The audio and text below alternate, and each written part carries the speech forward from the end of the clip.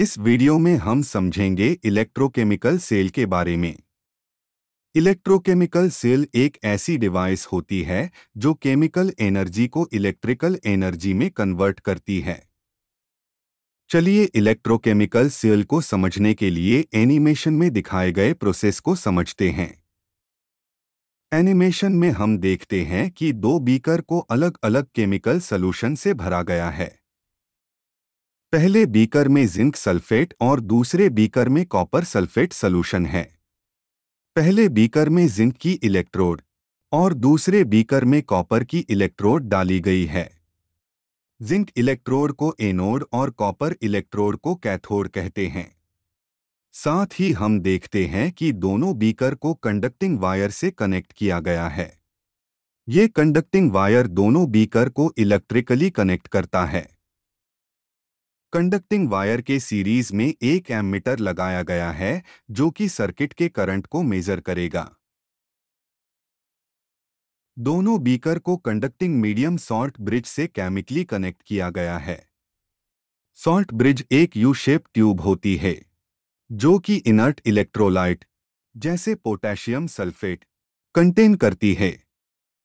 Inert electrolyte वो chemical substance होते हैं जिसके आयन रेडॉक्स रिएक्शन में पार्ट नहीं लेते।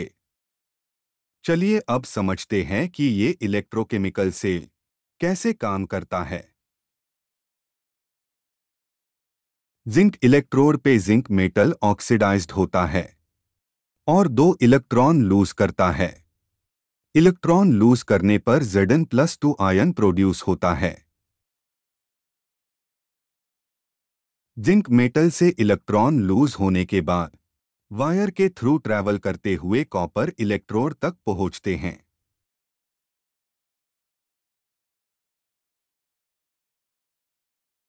कैथोड बीकर में कॉपर के आयन होते हैं और जब ये आयन कॉपर इलेक्ट्रोड के कांटेक्ट में आते हैं तो ये दो इलेक्ट्रॉन गेन करके कॉपर मेटल बन जाते हैं और कॉपर रोड पे डिपॉजिट हो जाते हैं।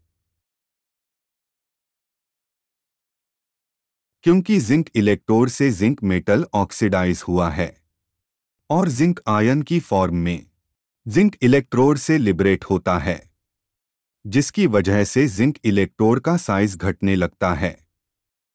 दूसरी ओर कॉपर इलेक्ट्रोड पे कॉपर मेटल डिपॉजिट हुआ है। इस वजह से कॉपर इलेक्ट्रोड का साइज बढ़ने लगता है। चलिए अब देखते हैं कि सॉल्ट ब्रिज कैसे काम करता है। सॉल्ट ब्रिज एनोड और कैथोड बीकर में चार्ज को बैलेंस करता है। ये चार्ज एनोड बीकर में जिंक आयन प्रोड्यूस होने और कैथोड बीकर में कॉपर आयन के मेटल बनने की वजह से बनता है। एनोड साइड जिंक आयन की वजह से पॉजिटिव चार्ज होता है। इस चार्ज को बैलेंस करने के लिए सॉल्ट ब्रिज से सल्फेट आयन एनोड बीकर में एंटर करता है। सल्फेट आयन एनोड बीकर में एंटर करने के बाद जिंक आयन से कंबाइन करता है और जिंक सल्फेट बनाता है और इस तरह से एनोड बीकर में जिंक इलेक्ट्रोड का साइज घटता है और जिंक सल्फेट सॉल्यूशन बढ़ता है। दूसरी ओर कैथोड बीकर में सल्फेट आयन सॉल्ट ब्रिज में एंटर करता है और पोटेशियम आयन से कंबाइन करके पोटेशियम सल्फेट बनाता है। इस तरह कैथोड बीकर में कॉपर सल्फेट सॉल्यूशन घटता है और कॉपर इलेक्ट्रोड का साइज बढ़ता है और इस तरह दोनों बीकर में चार्ज बैलेंस रहता है। इस प्रोसेस में इलेक्ट्रॉन एनोड से कैथोड की तरफ फ्लो करते हैं। इलेक्ट्रॉन फ्लो होने से सर्किट में करंट जनरेट होता है।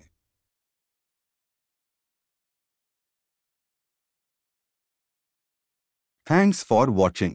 If you like this video, subscribe our channel for more videos.